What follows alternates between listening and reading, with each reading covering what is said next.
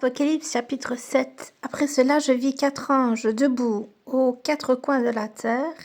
Ils retenaient les 4 vents de la terre afin qu'il ne soufflât point de vent sur la terre, ni sur la mer, ni sur aucun arbre.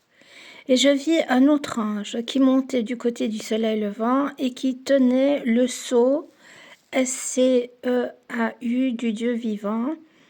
Il cria d'une voix forte aux 4 anges à qui il avait été donné de faire du mal à la terre et à la mer, et il dit: ne faites point de mal à la terre, ni à la mer, ni aux arbres, jusqu'à ce que nous ayons marqué du sceau S-C-E-A-U le front des serviteurs de notre Dieu.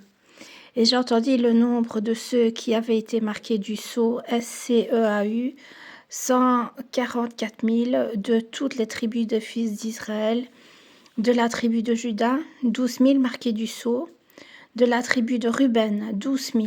De la tribu de Gad, 12 000. De la tribu d'Azer, 12 000.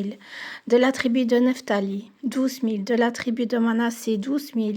De la tribu de Siméon, 12 000. De la tribu de Lévi, 12 000. De la tribu d'Isaacar, 12 000. De la tribu de Zabulon, 12 000. De la tribu de Joseph, 12 000. De la tribu de Benjamin, 12 000 marqués du sceau.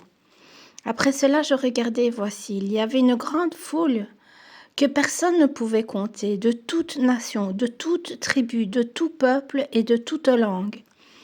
Ils se tenaient devant le trône et devant l'agneau, revêtus de robes blanches et de palmes dans leurs mains.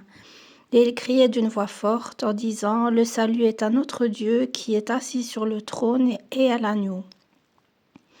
Et tous les anges se tenaient autour du trône et des vieillards et des 4 êtres vivants, et ils se prosternèrent sur leur face devant le trône.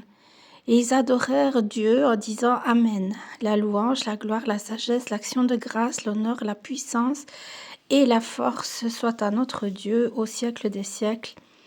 Amen. Et l'un des vieillards prit la parole et me dit: ceux qui sont revêtus de robes blanches, qui sont-ils? Et d'où sont-ils venus? Et je lui dis: mon Seigneur, tu le sais. Et il me dit: ce sont ceux qui viennent de la grande tribulation.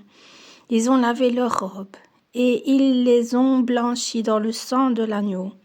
C'est pour cela qu'ils sont devant le trône de Dieu, et le servent jour et nuit dans son temple. Celui qui est assis sur le trône dressera sa tente sur eux.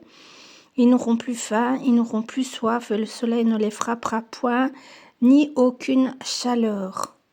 Car l'agneau qui est au milieu du trône les paîtra et les conduira aux sources des eaux de la vie, et Dieu essuiera toute larme de leurs yeux.